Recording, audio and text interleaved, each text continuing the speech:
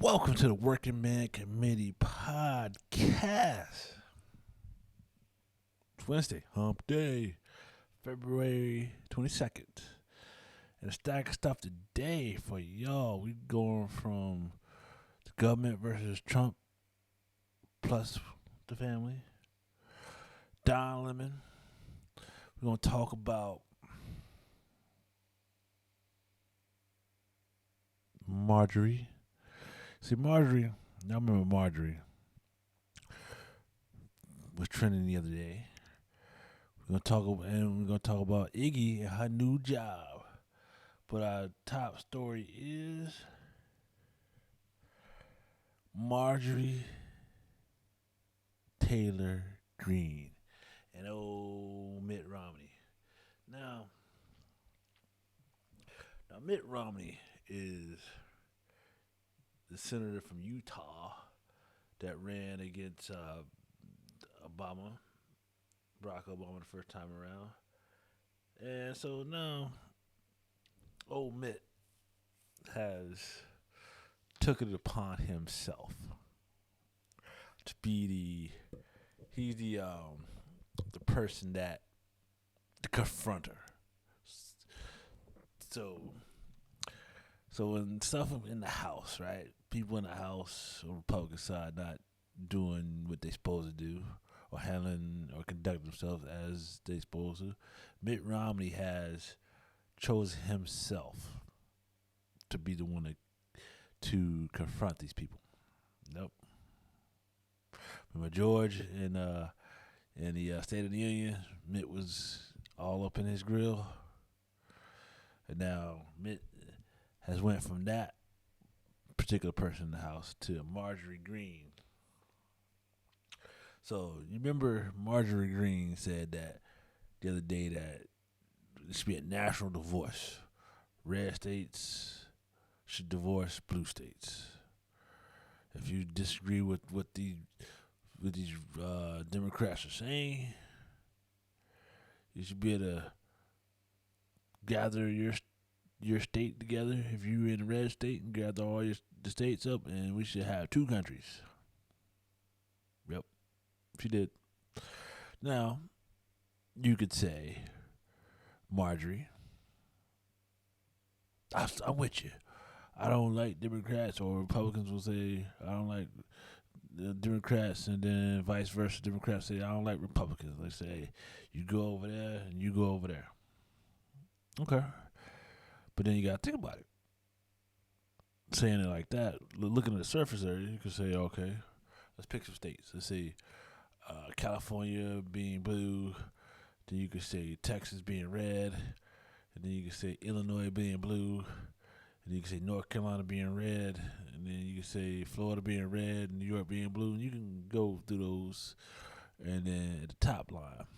But then, for instance, you gotta look at the individual districts. So you could say, Marjorie could say, okay, I want North Carolina, since this is a red state. But the funny thing about North Carolina is they always vote Democrat for governor and Republican for president. How do you feel about that, Marjorie? What would you do in North Carolina? Would you not pick it? Keep it to the side? Okay. I don't know. Maybe. But then, like I said, you could look at California. Outside of the big city centers like L.A., San Diego, and probably San Francisco area, the Bay Area, it's all red. Outside of that. But there's a high population over there. So what do you do about California? Do you try to keep California because you want the coastline? Or you try to push back? Yep.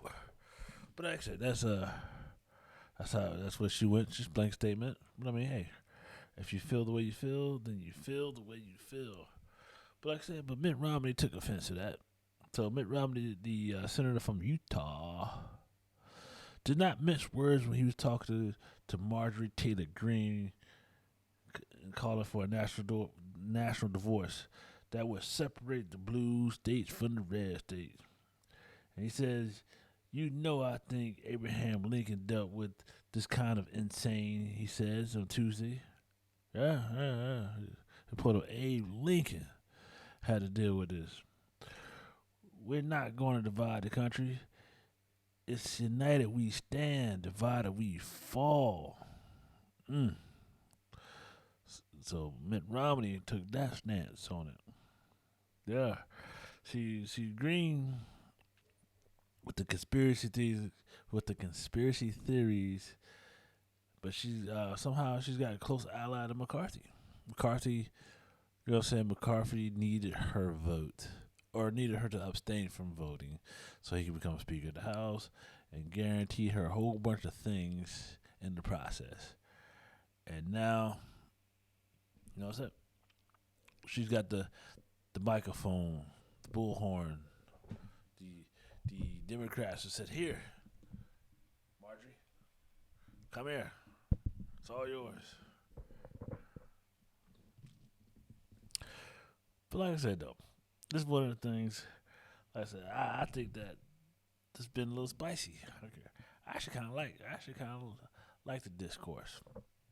It shows a different side of the Republicans. You know what I'm saying? The traditional rich white man party is now showing spice. I think in a way that helped the Democrats with the squad, the AOC, and so forth. Kind of push back against the establishment. And so, like I said, this is gonna be interesting to keep track of, to see how in turn this all falls through.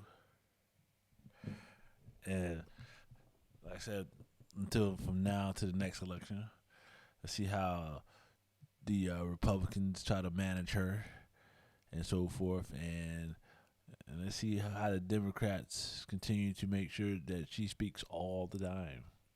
But I guess it's basically up to the voters and so forth. This is entertainment you want, entertainment we get. You gotta think about it. Joe Biden's in his 80s. Not getting a lot of entertainment there. Unless you put a microphone in his face and try to make him speak fast. Yep. Like I said, Mitt Romney, like I said, I guess his new job is to check everybody. I guess somebody voted him in there for that. But hey, let's see who's next on Mitt Romney's checklist. All right, next story in our stack of stuff. Now, Don Lemon. Y'all know who Don Lemon is? You know, he's over at CNN, and he's on the morning show now. But before, Don Lemon had his own show. It was a late night show, probably about 11 o'clock maybe, when he came on after Chris Cuomo. And so he's not used to having to share the podium and so forth. And so now he's on a morning show. He's got two co-hosts on there, both are women. And let's say a little bit about Don Lemon. Don Lemon is a gay man, and I do believe he's married also to a white man. And so everything that Don has said since she's been on this panel with the two women is kind of what you, like I said, if you listen to Dave Chappelle, can I reference Dave Chappelle here? If you listen to Dave Chappelle, one of his skits, and he in one of his stand-ups, he was talking about how what gay men say to lesbians, and it's like I said, not necessarily mean, but it's kind of like underhanded, backhanded stuff. That's what Don does to his co-host. And then, but also, what really messed him up is what he said about Nikki Haley and how she was past her prime. And then the co-host asked for a follow. What do you mean by that? And then it kind of spiraled out of control from there to the point where the bosses had to sideline him. So, like I said, I know he probably looks at that having to going from his own show at night to having to share a show as a demotion, and he's acting like it, which Probably is. It is. I would say it's a demotion. You the lead. You the lead. You the anchor. You got guests. You managing the show and so forth. And then you go from that to having to share that look right. Listen to somebody else's uh, what they added in. Look to the left and so forth. And with that said, it's like, what do you do? And so Don in turn is I guess rebelling a little bit against that. And so like I said, they're letting him come back, and he's been told that it's been reportedly after he comes back, he's going to apologize. But he's been told that there better not be any more incidents. Yep, they said not one more thing about to happen while you are there, which it makes sense. You know what I'm saying? Can't have too much of a toxic work environment. You know what I'm saying? That's messed up other shows and so forth. Yep. So with our next topic, we're gonna talk about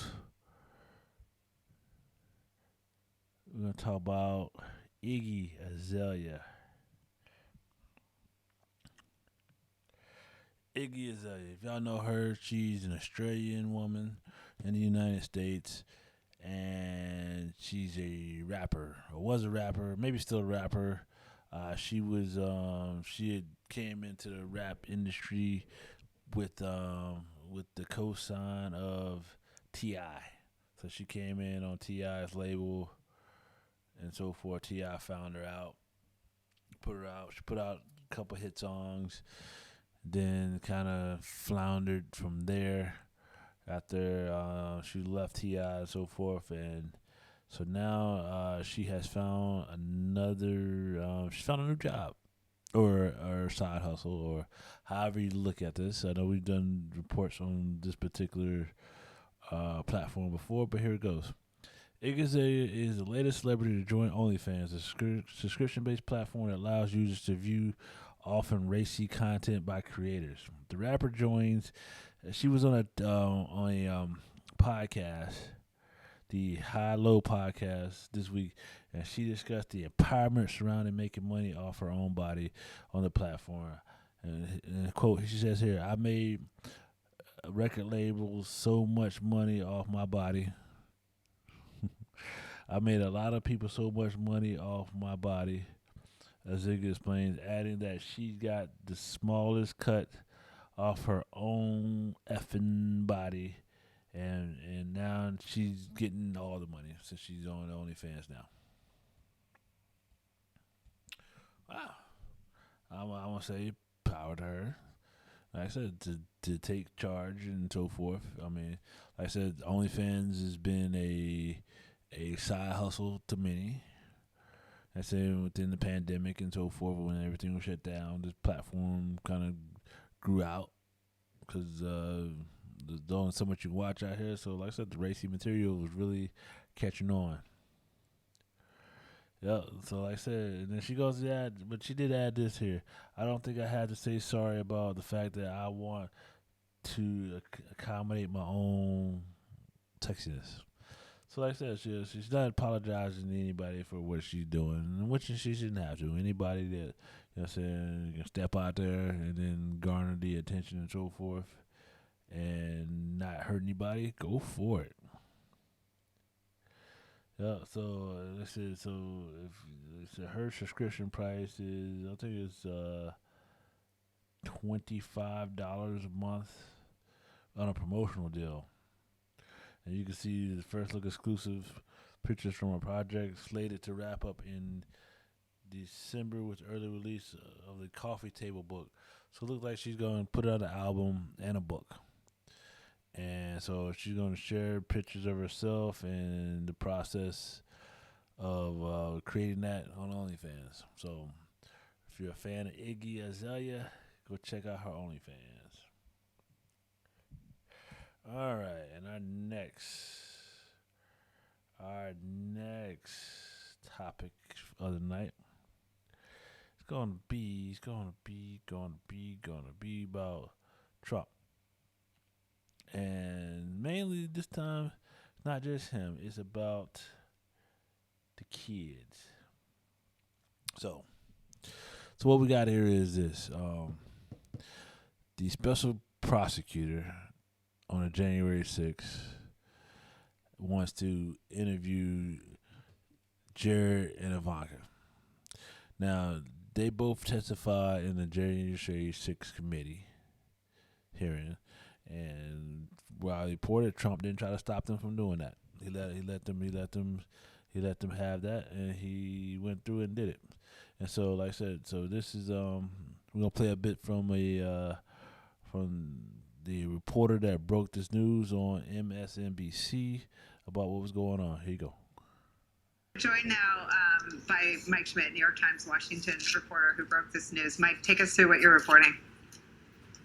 We're basically reporting about the next movement in this investigation, the fact that Jack Smith wants to have, Jared Kushner and Ivanka Trump testify before a grand jury. I was thinking back on the different investigations into Trump.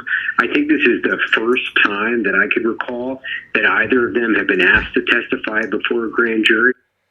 Now, question I have for the prosecutor, special prosecutor here, is that you have access to the transcript from the January 6th.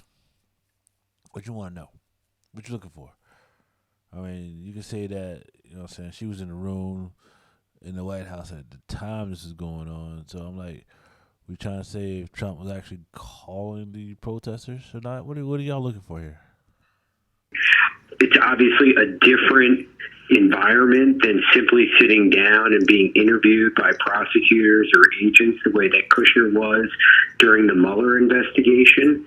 And the biggest question, I think, here is what will Trump do? Why is that the biggest question here? I mean, what's it to do? Like I said, the powers that be, that's laser focusing on whatever they can find here. With Trump's January 6 documents, so forth. New York looking at stuff. I mean, laser focus. And so it's like you set the nerve there. Want to know that what Trump's going to do. I mean, what can he do? I don't think he can fire the prosecutor, can he? Or make Biden do something. All you can do is finish stuff, right? Go ahead. Pointing out, yes, Trump did allow them, or I don't know, that's probably not the right way of saying it. Trump didn't try and stop them. Hold up, stop the tape. Look how the prosecutor. You hear the reporter. You know, you can hear the narrative behind it. You gotta understand what network they're on. But so he said what he wanted to say. Trump didn't stop them. Then he kind of, so you hear that? Then he try to say, oh, he didn't. He allowed him. Like, sound like there's nothing to hide here. Sound like nothing's going on, right? When you gotta, you know what I'm saying, you gotta play with words a little bit. Go. From speaking before the January 6th committee. What will he do here? We know that he has become very obsessive about these investigations. Very obsessive. Let's think about it. Now, like him or hate him, right? Let's put Trump aside and put a random person. If you're getting investigated for everything, right? Every little thing. Say for instance, recommend somebody you got the somebody investigating you for if you drive your car too fast, investigating if you cut your grass at a certain level, investigating how much food you consume, how much drink you drink, and so forth. I mean, completely just investigate everything about you. Make sure your work performs a certain way at all times. When you be a little obsessive about what's going on, be upset, irate, not upset, would you be concerned like, hey, really? Leave me alone, right? In recent months, he's obviously in a different place today than he was when the congressional investigation was going on. His legal criminal liability is even more to the forefront as all of these different sprawling investigations unspool locally. Speaking, so Trump has announced himself as candidate for the president of the United States, and former president and so forth, and he's running. And so, have you ever in turn ever seen when a person announced that the federal government, prosecutors, special prosecutors, all that come after you when you're trying to run for office? It's never happened before. I mean, that's some stuff that happens in other countries, not here in the United States.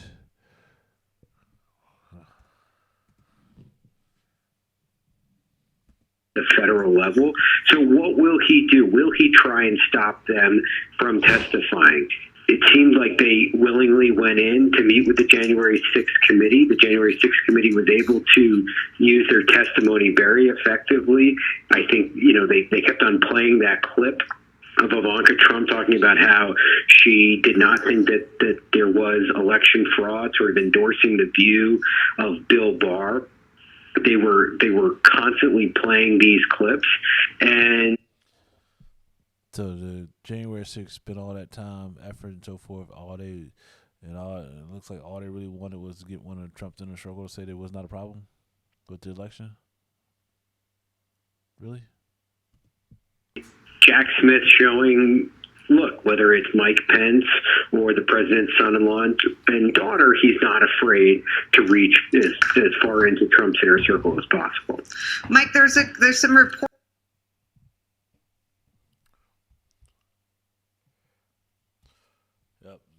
Yep. So, like I said, that's that right there. Kind of interesting. Like I said, I want you to, like I said, take Trump out of the situation. I know, like I said, there's biases on all sides about the guy and so forth. You feel how you feel. Some people just turned off just by him, by the way he, acts and so forth. But if you take him completely out of the picture and put a random person in there, a random person that you don't know about, you just see, and put them in a situation, would you look at that being a fair and a fair situation? Not at all. But here's the rest of the clip.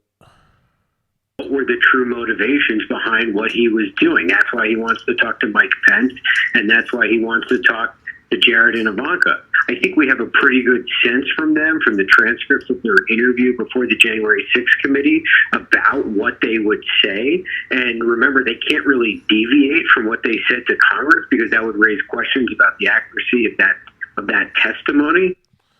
See, this is the thing. So, well, it sounds like the reporter is insinuating pretty hard that Ivanka and Jared would change their minds, would say something different. It's insinuating that, right? That they wouldn't give the same testimonies. They wouldn't give the same answers to the questions. Look how the narrative's playing out. So, look, if you're Jack Smith, you want to know everything Trump was saying, whether it helps build a case or doesn't, because no matter what happens, you need to know what he was. Let me ask you this. Well, it depends on what Trump was saying. So where's the liability of words? So Trump was in here talking to the wall over there. In turn, does that make a criminal charge? I mean, he made, 2 phone calls. He was talking to, I guess, McCarthy and so forth. I mean, but that wasn't talking to the protesters. Because if you look at it, January 6th, what he's saying, try to say that he was directing the protesters to go do something.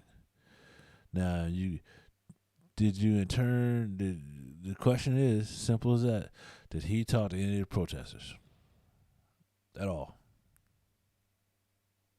Okay. And doing, because if he was saying things that would potentially undermine a criminal charge, that's really important. See, Look at that, undermine criminal charge.